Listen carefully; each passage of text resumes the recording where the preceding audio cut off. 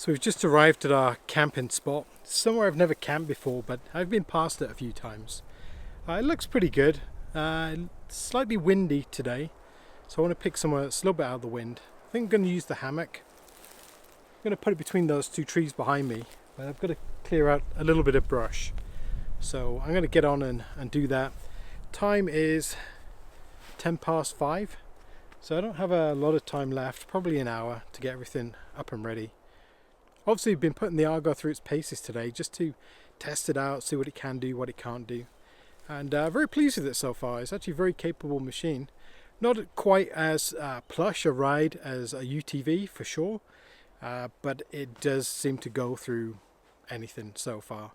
So very pleased with the performance at the cost of maybe some comfort. So I'm going to go ahead and set up the hammock, get everything ready. Esme's I think pretty tired, did lots of running today. So I want to get that set up, get the fire going, and we've got a grouse that we caught on the way in as well. So normal cup of soup and rice for me. So let's get started on the camp.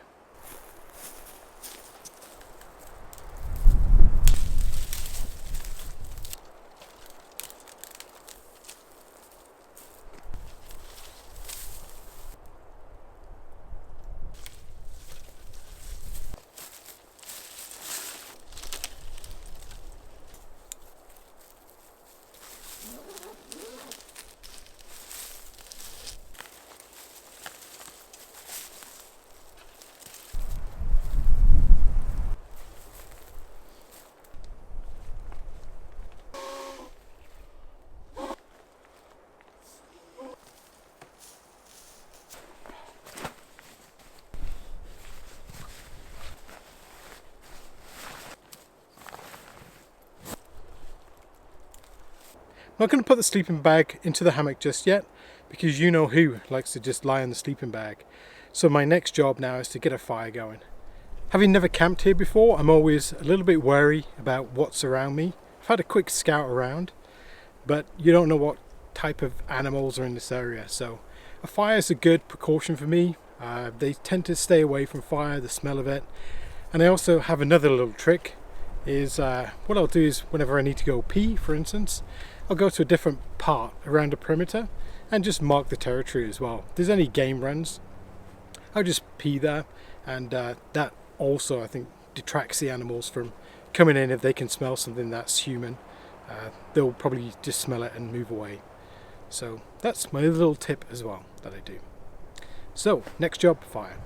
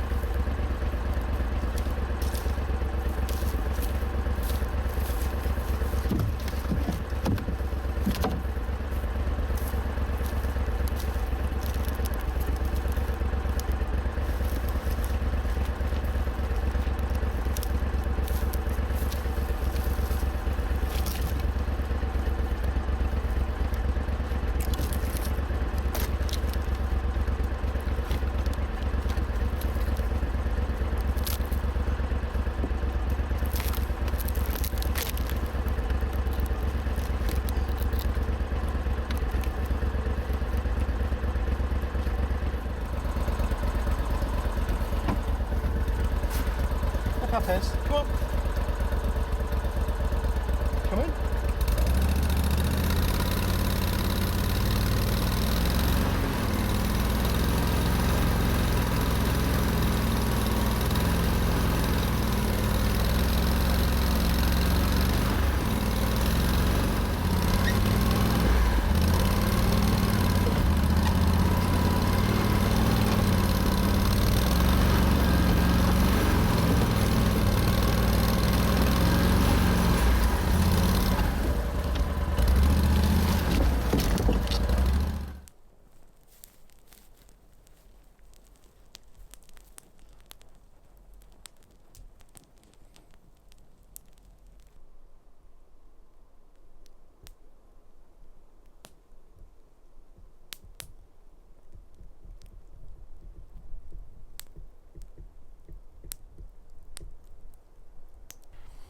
So while the fire's burning down, let's talk a little bit about the Argo. So the Argo I picked up Friday, today's Saturday, so this is my first drive of the Argo. I've never actually driven one before, but I researched it on YouTube extensively. I think I watched every video on Argo. I don't want to be critical, but there aren't many good Argo videos, I gotta be honest. A lot of them are just kind of a camera on an Argo going through stuff, and you can't even see what's happening. So I'm hoping to do a slightly better job of that. Again, not to be critical, because a lot of the videos are super old too. Anyway, I digress. So I bought the Argo for 3 reasons. I sold my boat, so I needed something to float. My Pioneer 500 is fantastic. I still love it. I'm not sure whether I'm going to get rid of it or not yet. I may keep that as well. I don't know. Depends on a few things. So I needed something to get around in summer, was point 2. I need to travel around like now. And the third reason is I want something that travels around in winter as well. So I've been toying with the idea of getting a snowmobile. But I don't really know much about snowmobiles. And what I really wanted for a snowmobile, I think, is like an old trapper type sled. I'm not interested in going up mountains. I just want something reliable that I can just head off and wide track and just go into the deeper snow. So that's my 3 reasons. The Pioneer 500 is great for one of those reasons, but obviously it can't do the other 2. Now the Argo is a bit of a compromise. It does all those 3 things, but not any of them especially well. Like, it's not a great boat, it's not great in snow, not like a snowmobile, and it's not super great for just traversing the trails. It does them all fine, let's give it a passing grade, but compared to a bespoke machine, it doesn't really compete. So it's a bit of a compromise, and I knew that going into it. I also knew about the maintenance side, did all my research. The parts are expensive, the machines are expensive. So I kind of went into it with my eyes wide open. So my first impressions of the Argo after driving it for maybe 2-3 hours so far is it's a pretty much steep learning curve, but that could be because the machine is new. It's actually settled down quite a bit since I've been driving it. So it's a skid steer type system. It has a standard transmission. There are 2 types. There's the Admiral one, which is more kind of a complex differential steering. This one's very basic. It locks up one side of the machine so the other side drives and twists, and vice versa. So it's a little bit jerky to move it around, but you can turn in place as well. You can pivot in a circle, which is very useful. The ride is bouncy because obviously there's no suspension. You're relying heavily on the cushion in the seat and the tires themselves. So I'm running them pretty low-ish. So there is some give in them. So you can't really race through it. It's more like a quad, I would say. Actually, not even, probably less comfortable than a quad in some instances. But because it has 6 wheels as well, it tends to not drop into those dips. So if it's a shallow dip, it will more or less kind of ride over the top because the weight will be on the back 2 wheels, and then much like a tank, it will just ride over smaller divots. When it hits something bigger, obviously you can get through. So far during my testing, I've been through not crazy mud. I'm not kind of interested in that, but I've been through wet areas, little puddles, whatever, where I would definitely have skirted around my 500, knowing full well I would have got stuck. And as the day's gone on, I've kind of notched it up slightly and tried bigger puddles, and each time the machine just walks through it as if it's not there. Obviously the engine revs up slightly, but all 6 wheels start to turn and you climb out the other side. Haven't taken it for a float yet, so I haven't put it in some water, but maybe tomorrow I'll do that. So let me know what you think about Argos. Do you own one? Are you interested in seeing more videos about Argos? Obviously, if you watch my channel, I'm going to be using the Argo. And hopefully over the winter we could do some really good videos where we can get out in the snow with the hot tent and actually get way back in the bush and set up camp, and that'll be quite interesting. It'd be better than pulling the sled like last year. Enjoyable as that was, I wouldn't want to do it for a great distance, that's for sure.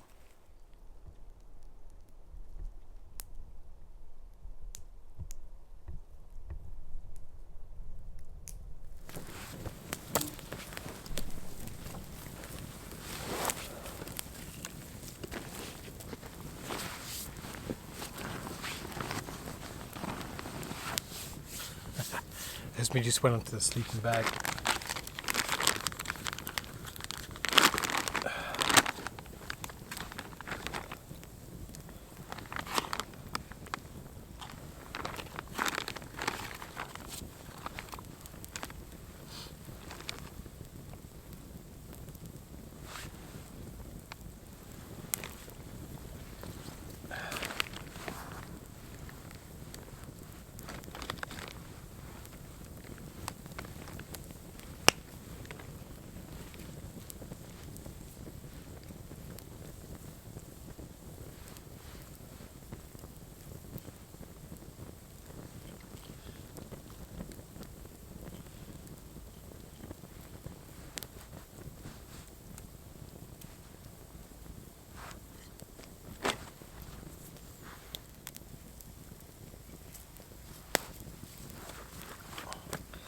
To get a little bit shot up, so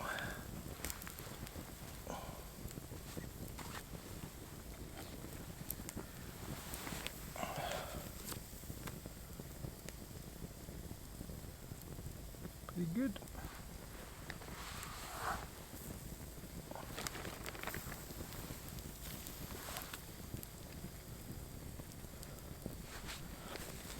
On this side I'm just going to burn in the fire. I don't want anything around that could attract animals, so I'm going to clean my hands.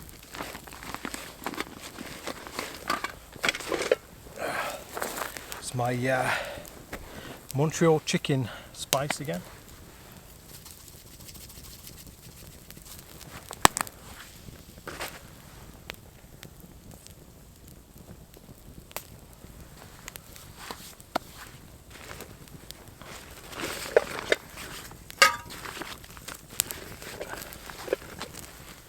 Serving plate.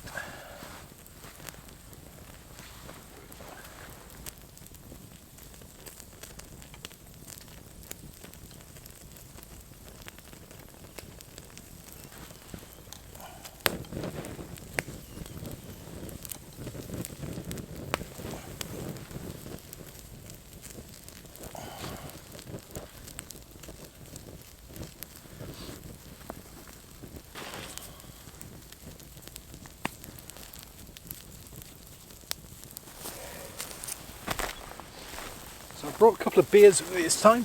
This is a Trailhead IPA. So yeah, let's give it a go.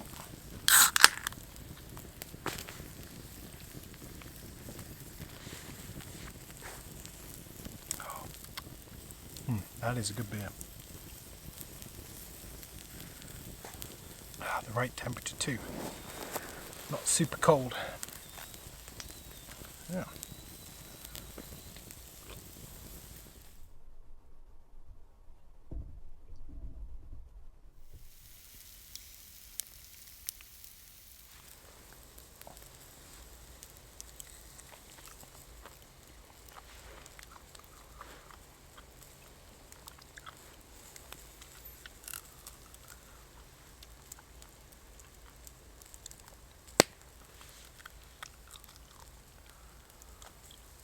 Gotta be honest, there's not much to these legs.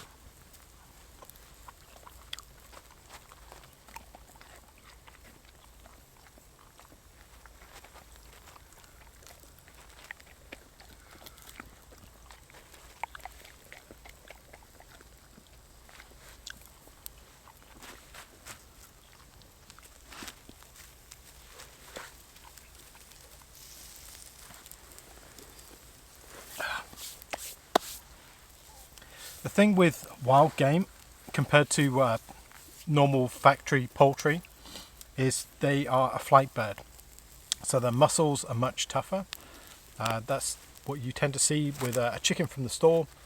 The meat's very soft because the bird has literally never been anywhere, whereas these birds are used to flying for their lives and general survival, so they're very strong. The muscles are a little bit tougher. So it's something you have to bear in mind.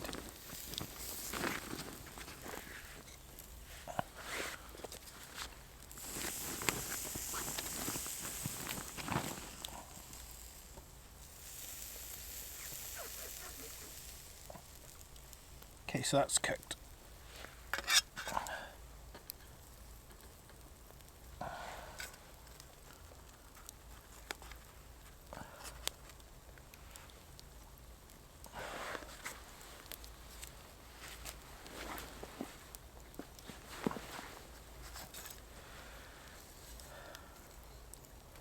Yep, that's thoroughly cooked.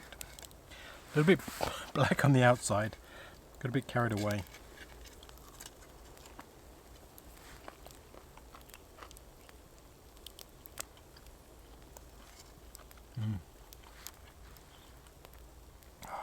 Everything tastes better outside. That is so good. Not quite as good as the spruce grouse, I gotta be honest. The meat is much whiter on a rough grouse. But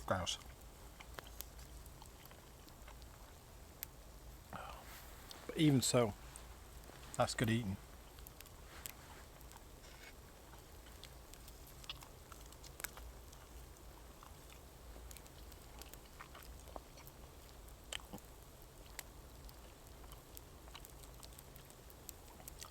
So the bag limit in Alberta per day is 5 spruce grouse, 5 rough grouse. That's what you're allowed to have for possession. I could have easily shot maybe 6 or 7 today, but all we need is one. One's good enough.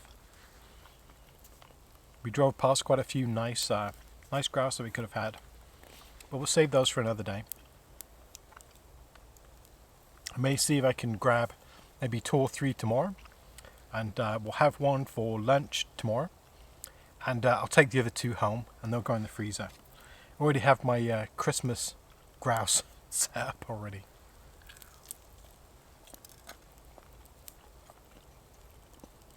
So good.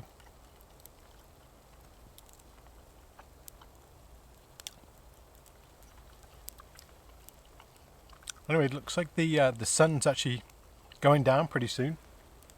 I'm not sure if the camera shows it, but it's getting a little bit darker.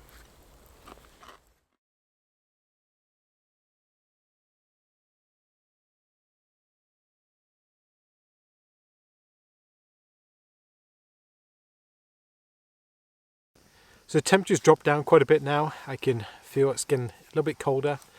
Esme is just under a blanket to my right there, and she's nice and warm, snuggled up. Fire's going great. The moon is literally like a spotlight. It's insane. It's actually blocking out a lot of the stars. It's a perfectly clear night as well, but the moon is so bright. I'll try and get some footage of it when it comes over. It's actually behind the trees, but as the smoke goes up, you can see the moonbeams coming through the trees, illuminating the smoke. So it's kind of crazy. So we're just going to hang out here, then I'll move all the stuff into the hammock, and I'll probably do a short piece from the hammock as well, just before we go to sleep. So I'm not expecting any rain. I do have a tarp with me, but I didn't set it up. So if it does rain, then I'm probably going to get wet, and I'll probably have to get the tarp. So I just don't expect it to rain. Anyway, so I'll see you in a few moments from the hammock.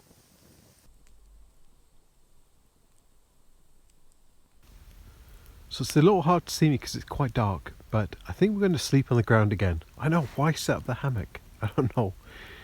I'm actually enjoying just sleeping on the ground, so we're going to stay here, and I'll see you in the morning.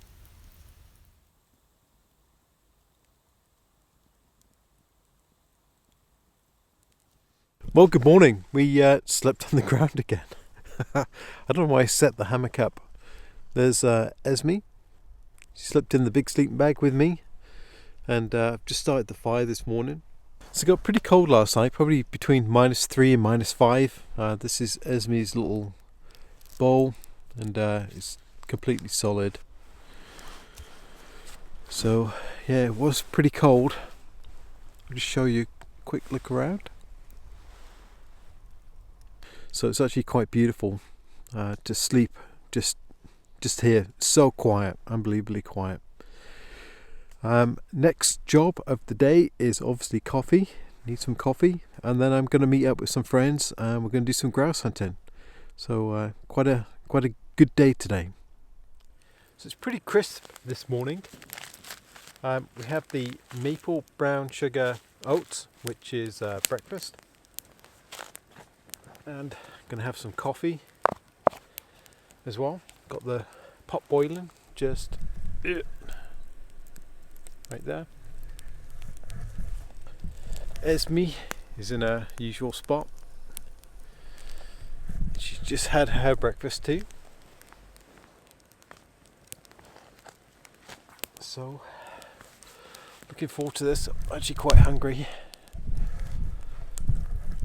Yeah, I think going forward, if I'm with the Argo, especially because there's a lot more storage room, I think I'm just going to bring the big sleeping bag. Even though Esme slept in the bottom of the bag, it was pretty tight in there. I gotta be honest, couldn't really move my legs or anything. With a big bag, it's square and huge, and she can actually move around. So I think I'm going to bring that anyway. I definitely remember this camp spot. It's not accessible easily unless you've got a UTV. It's actually way back in the bush. My other camp spot I go to, you can get to it. I can park my truck pretty close to it, so it's kind of handy sometimes. But this one is, just on a trail, just away from everything. So extremely remote, which is nice. I like that. So anyway, gonna grab my coffee, gonna grab some breakfast, and then we're gonna hit the trail. So see you shortly.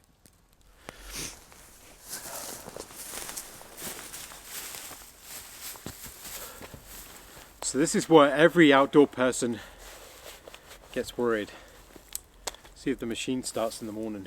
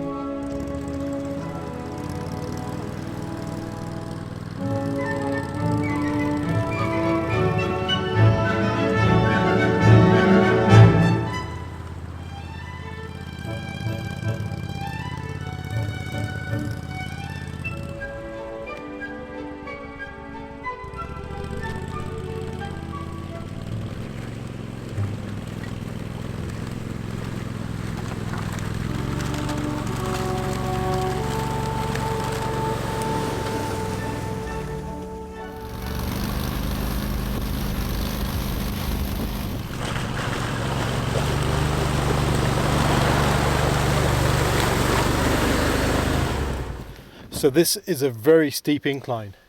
My machine, my old Honda, would never even, wouldn't even go up this. I'm going to try with the Argo.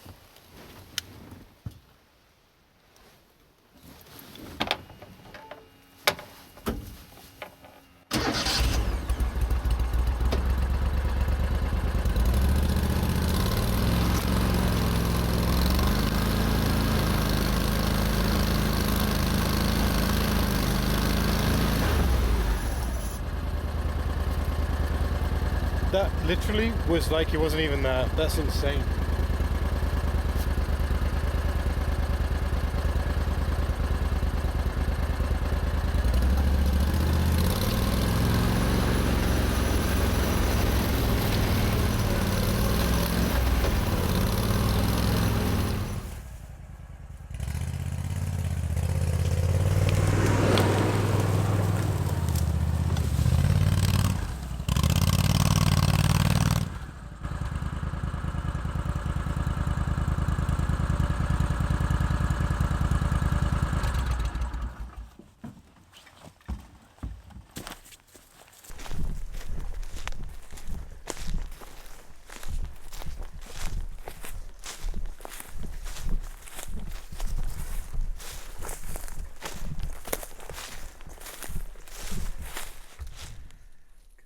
Goes on and on. So this would make a really good camping spot.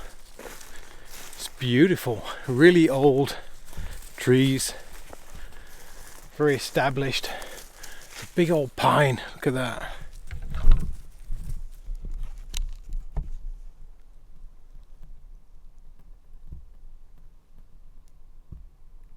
That's beautiful.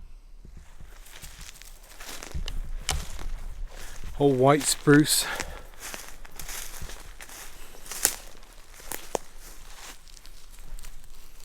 Yeah, white spruce. And this is a whole trail system I've never seen before. It's just beautiful. This would make such a great camping area. It's times like these I realize that giving up my home, my family, my job, everything 10 years ago to leave England, this is why I came. Just to discover something like this and just be free to go wherever I want. Free to just hunt, do my own stuff. No one's going to bother me. There's no one around. There's literally no one around. Yep, this is why I gave it all up. To be here so I can do this.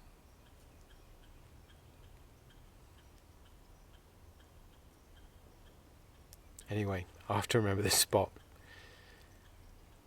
And I shall be back. What do you think, Ez? Think we should come back here?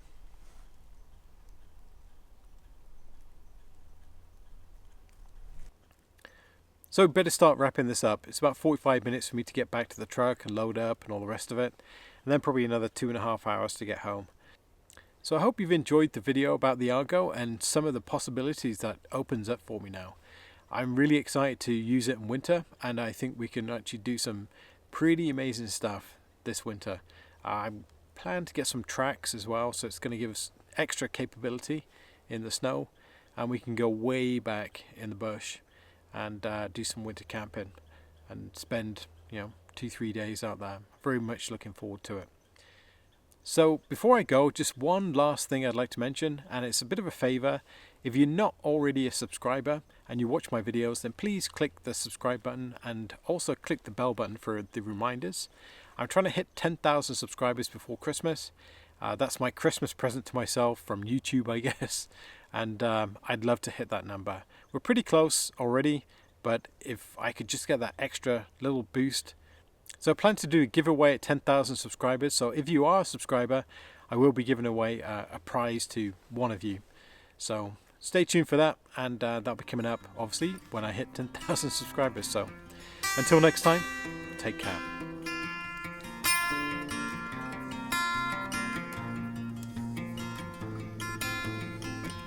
And as always, thank you very much for watching. If you like my videos, leave me a comment, maybe a thumbs up, and don't forget to subscribe.